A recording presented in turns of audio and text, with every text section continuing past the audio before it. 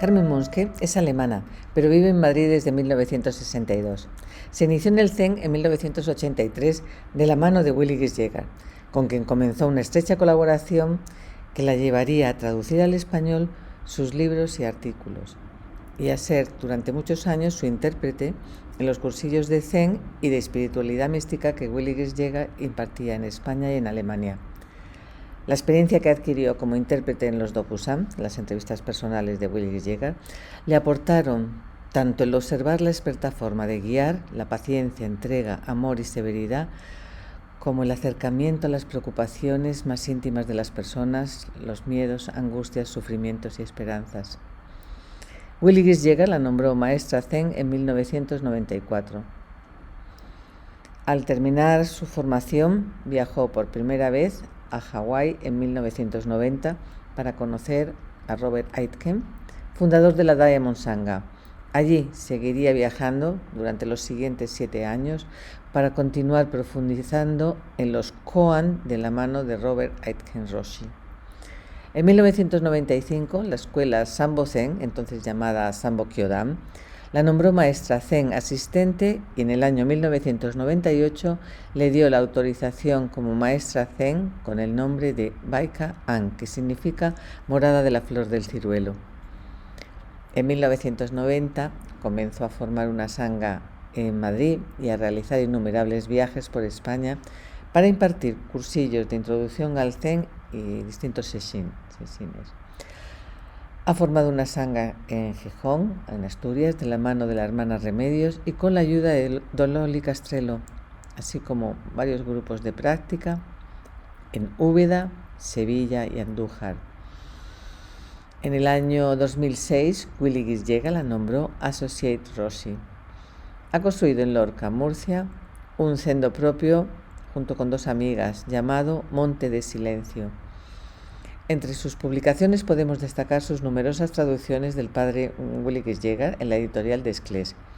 Estas son La ola es el mar, La vida no se termina nunca, Encontrar a Dios a través de la contemplación, En cada hora hay unidad, Sabiduría eterna, Partida hacia un país nuevo, A dónde nos lleva nuestro anhelo, etc. En la editorial Obelisco tiene publicada La oración contemplativa y en la editorial Narcea En busca de la verdad y En busca del sentido de la vida. Carmen dirige retiros anuales desde 1995 en diferentes puntos de la geografía española y actualmente todos los miércoles en Madrid tiene un grupo de seshim.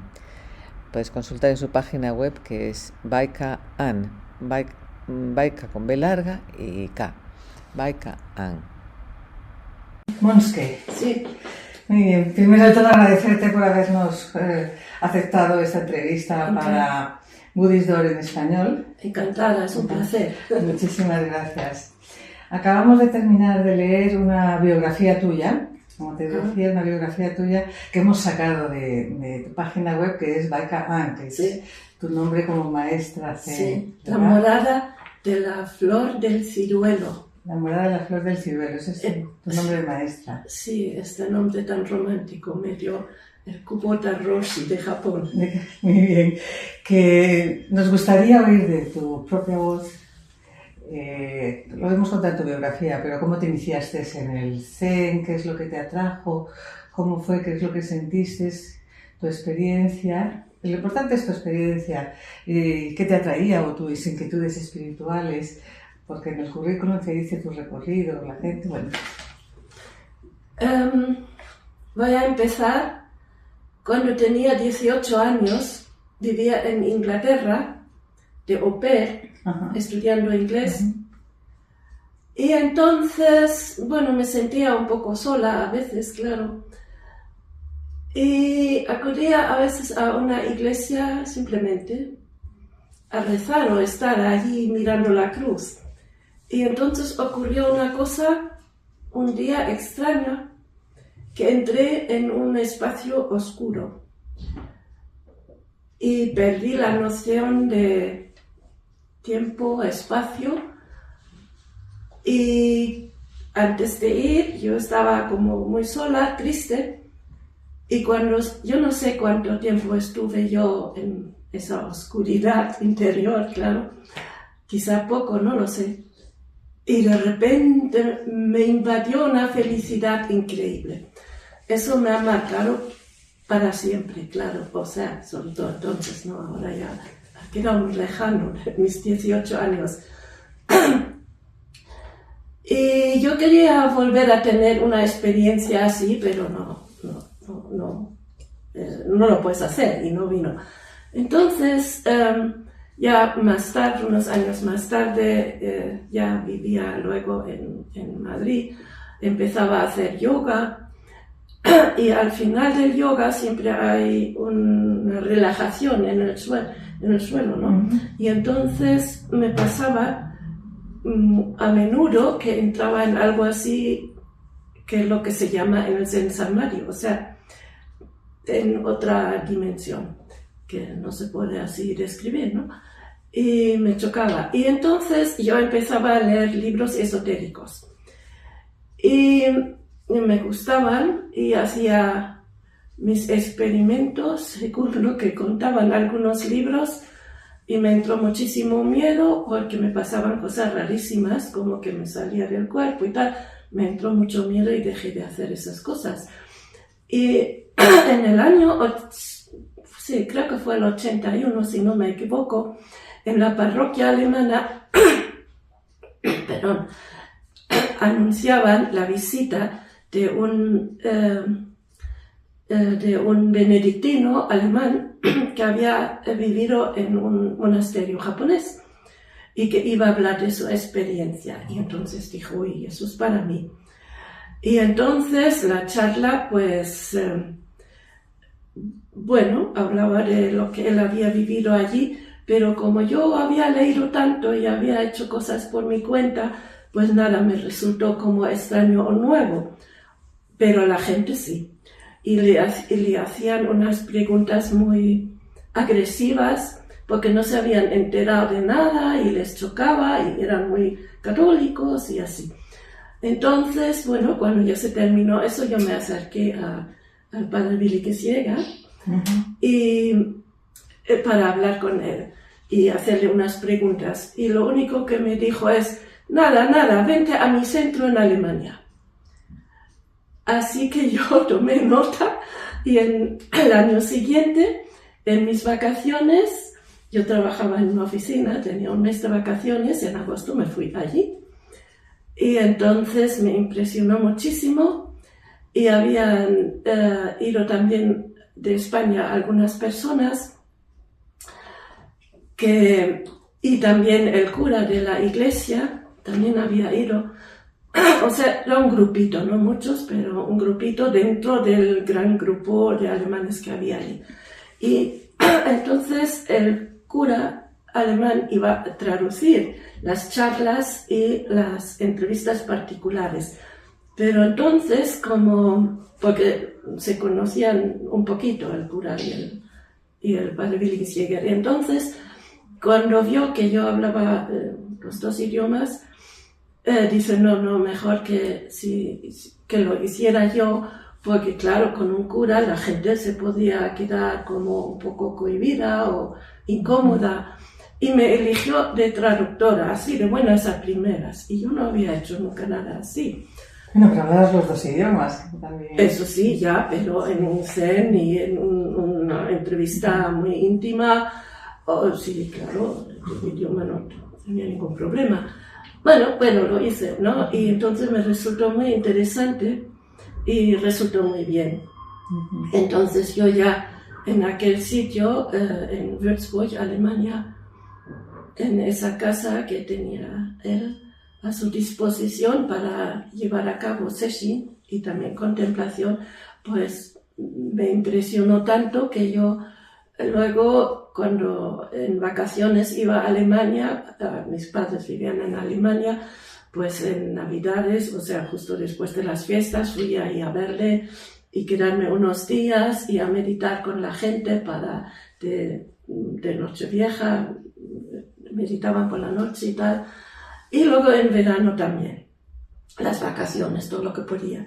Bueno, y entonces él vino a España. Willy Gisjäger vino a España. Primero vino el padre Enomilla Lasalle. Creo que Ana María Schlüter le invitó, si no me equivoco. Y entonces fui al sesino, al cursillo que dio Enomilla Lasalle. Y luego él ya no pudo volver porque ya era muy mayor y no físicamente ya no podía. Sí, gracias. Es un poco fría. Ya. Y entonces es que ahí no hay vasos. Gracias, es que tengo un poco de se queda, sí. Se queda así. Eso tiene limón, ¿no? Sí. Estás en Enomilla Lasalle, que estás en sí. Y entonces él ya no venía y dijo que venía otro, que era el padre Willy Gisjäger benedictino. Y entonces así funcionó. Y me cogió de intérprete y nada, y ya me dijo, bueno, pues vente a mi casa y tal, ¿no? O sea, a casa de meditación en Alemania. Y así empecé. Y entonces ya mi vida se convirtió en zen, como se puede decir. Iba todos los años, pasaba todas las vacaciones allí a meditar, y siempre venían españoles, algunos, y siempre yo era la traductora, tanto para las conferencias que se llaman Teishos en el Zen, y en las entrevistas particulares. Y eso también me aportó mucho, aparte de que yo practicaba allí y con él, y él fue mi guía. Y así fue, y unos cuantos años. Luego le invité yo a partir del año 81 o 2 a España, y él venía regularmente aquí a dar cursillos que yo le organizaba en Murcia y aquí en la Sierra. Diferentes ¿Los organizabas tú? Sí. Y entonces él un año me dijo que debes conocer también a otro maestro, no solo a mí, y me sugirió que fuera a Hawái a conocer a Robert Aitken. Y entonces eso es lo que hice. Y en el año 1990, fui a Hawái, y yo había quedado en el paro, que me pareció fenomenal, y así me quedé 2 meses allí. Y me encantó, era una visión. La práctica era igual, pero Aitken era budista. Bueno, había nacido en una familia cristiana, pero se había convertido al budismo, y entonces tenía un cariz un poquito más oriental aquello, aunque la práctica exactamente igual. Y era un hombre muy, muy profundo. Bueno, Willy Gisjäger también, eran muy distintos. Y me gustó mucho y dijo, no, tienes que volver. Así que volví 7 años seguidos a Hawái a practicar allí en el Zen. Entonces, no sé si tú sabes, pero se pasa en nuestra escuela Zambo, ¿no? Sí, es una de tu escuela también. Sí, que es una fusión de la Soto y de la Rinzai, y utilizamos el trabajo con Koan, que utiliza la escuela Rinzai. Y entonces yo pasé todo, yo había pasado aquí, los pasé otra vez entonces con Aitken, y viajé durante 7 años ahí. Bueno, sé que ya pasamos a la segunda pregunta porque va muy bien con la que estamos haciendo ahora. Fue el que te hizo maestra en la escuela Sambo que hoy día se llama Sambo Zen, ¿verdad? Me hizo... primero me hizo Willy Gisjäger. No, es que no me hizo, él quiso, pero yo ya había sido nombrada maestra Zen por Kubota Roshi, el japonés que venía, bueno, ya había ido al Japón, pues ya pierdo los años, ¿sabes? Había ido al Japón, y él había venido a Alemania también, y entonces él me hizo un maestro zen y me dio el nombre de Baika, enamorada del ciruelo en flor. Japonés. Sí. Bueno, pero de esta escuela que tú eres maestra, Sambo Kyodan, que es conocida como Sambo Zen, sí. Es una organización zen clave en la historia de la adopción del zen por parte de los cristianos, por religiosos cristianos en concreto, sí. ¿no? Sí. Y la persona, prefiero decir Roshi Yamada, porque Roshi Yamada con Roshi fue esencial para esta facilitación, sí. ¿no? Sí. ¿Y por qué la gran mayoría de los seguidores del Zen entre cristianos procede concretamente de este linaje de Yamada Roshi y no de otros linajes del budismo Zen japonés? ¿Qué hacía Yamada en especial en este sentido? Yamada hablaba inglés. Yamada había estudiado en Estados Unidos. Tenía una mente muy abierta y no era, era budista, pero no era sacerdote budista. Y por lo menos entonces, yo ya no sé ahora, lo que había del Zen era normalmente bueno, no se llaman curas, ¿no? Pero curas budistas, digamos, ¿no? Sí. Y muy budistas. Y no hablaban inglés, la mayoría, o 4 palabras. Entonces eso le hacía muy atractivo a Yamada. O sea, conocía bien Occidente y la mentalidad occidental. Bueno, ahora quería, por entender más sobre los cristianos en el Zen, ¿es el Zen que practican los cristianos el mismo Zen que tiene sus raíces en la India, que se originó en el siglo VI de nuestra era en China y que cristalizó, que se desarrolló en el Japón medieval, que dijéramos, ¿no? ¿Hasta qué punto el Zen de Sambo Kyodan se ha desvinculado del concepto doctrinal del budismo? Si crees que se ha desarraigado, o sea, desconectado. Bueno, es una escuela laica, entonces, claro, no recitamos algunos sutras, pero no se dan charlas sobre doctrinas, porque es una escuela laica, ¿no? Y, por ejemplo, cuando yo practicaba en Hawái con Aitken Roshi, él era budista, pero la práctica y los seshin, esos cursillos intensivos, eran iguales a los que hacía el padre Vilikis Jäger benedictino, porque eso es la forma en cómo la hace la Zambo. Sambo Zen, ¿no? Entonces, muchos religiosos habían ido a Japón a hacer session con Yamada Roshi, ¿no? Entonces, esto nos llegó así. Ya, muy bien. Pues quería también preguntarte si hay un entrenamiento Zen que reciben los cristianos en la tradición Sambo Kyodan, Sambo Zen. Si hay alguna práctica del Zen entre cristianos que se distinga de la práctica del Zen de los no cristianos. Para nada. Para nada. Para nada. Ya me lo estás diciendo, ni se pregunta. Pueden ser agnósticos, pueden ser cristianos, pueden ser musulmanes, pueden ser lo que sea. Sí. No, me lo estaba respondiendo porque si era con Billy Jäger, que es benedictino, que era benedictino, y Aitken Roshi era budista. Se había convertido al budismo, o sea, pero eso nunca nos ha impresionado, ni a mí tampoco, pero como yo he ido muchas veces a Hawái a practicar con Aitken Roshi, había varios cristianos de Estados Unidos mayormente, y la mayoría de ellos de religión judía que se convirtieron al budismo. Eso sí. Ese es un gran número que hay entre los judíos. Bueno, Kensho y Satori. ¿Qué son Kensho y Satori desde una perspectiva cristiana? ¿Las experiencias bases de estos estados serían de algún modo asimilables a estados unitivos cristianos? Pues no.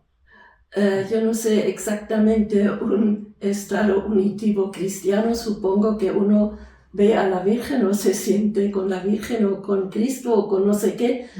Y mis experiencias profundas que me llevaron a la espiritualidad, como te dije, a los 18 años no eran de ese tipo. Era que yo entré en una cosa oscura que me hizo algo que no tiene nombre. Entonces, no.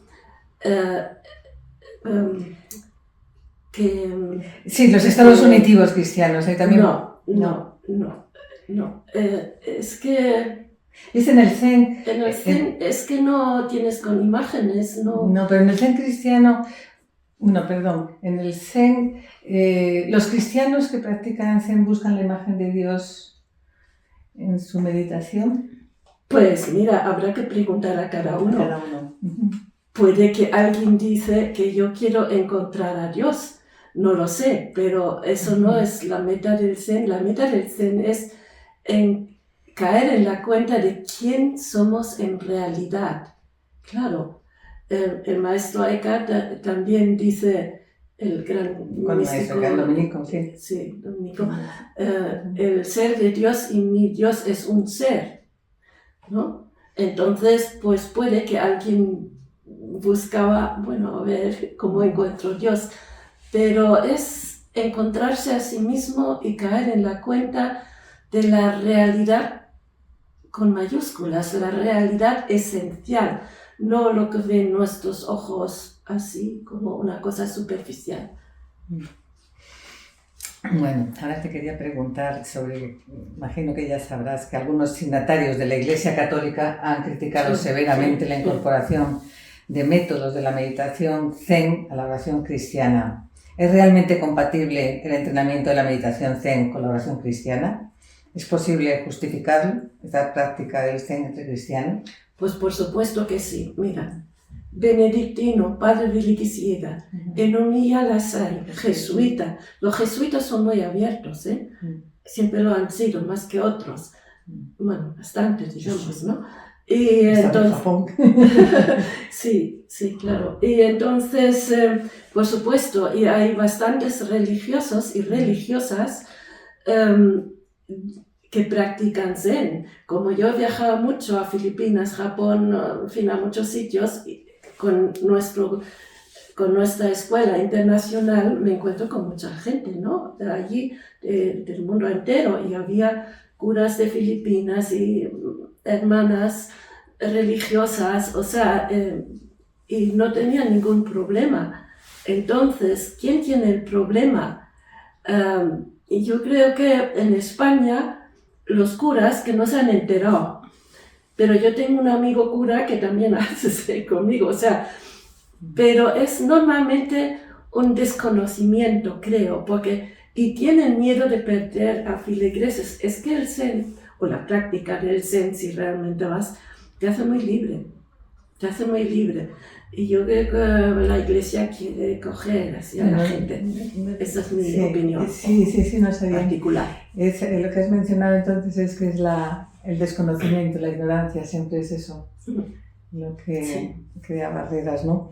Porque no nos dan doctrinas, ni tenemos que creer nada. Es el camino de la práctica, de caer en la cuenta de quién soy de verdad y qué es la realidad con mayúsculas. Pero ellos no saben eso, los que critican. Muy bien, bueno, también hay una pregunta más sobre este tema que también es un poco controvertido, ¿no? Cuando los maestros de lo que algunas personas denominan Zen cristiano meditan, ¿están practicando el budismo Zen o la oración cristiana? La experiencia resultante del Zen cristiano es un estado enraizado en el budismo o en el cristianismo. Creo que eso me lo has contestado en nuestra conversación anterior, así que adelante. Yo creo que sí, porque Zen es Zen. Sí. Y es la experiencia pura y desnuda. ¿Qué pasa luego? Si tú eres muy creyente, tú puedes verter eso en tu lenguaje cristiano. Y si tú eres agnóstico, utilizas un lenguaje bien diferente. Y si eres de otra religión o budista, utilizas otros términos, pero se refieren a lo mismo. ¿Lo he explicado bien? Sí, lo que basta. Entendido, sí. ¿Qué es? Pero la experiencia es inefable en el fondo. Entonces intentas, claro, comunicar algo, verterlo en palabras, pero se queda siempre un poco cojo, ¿no? Muy bien, Carmen. ¿Vale? Muchísimas gracias. Encantada. Sí, de verdad, porque queríamos tener también toda una amplia de maestros y tú eres una de las grandes introductoras del Zen Pues sí. en español. Sí. Gracias por... Sí. Y la foto que te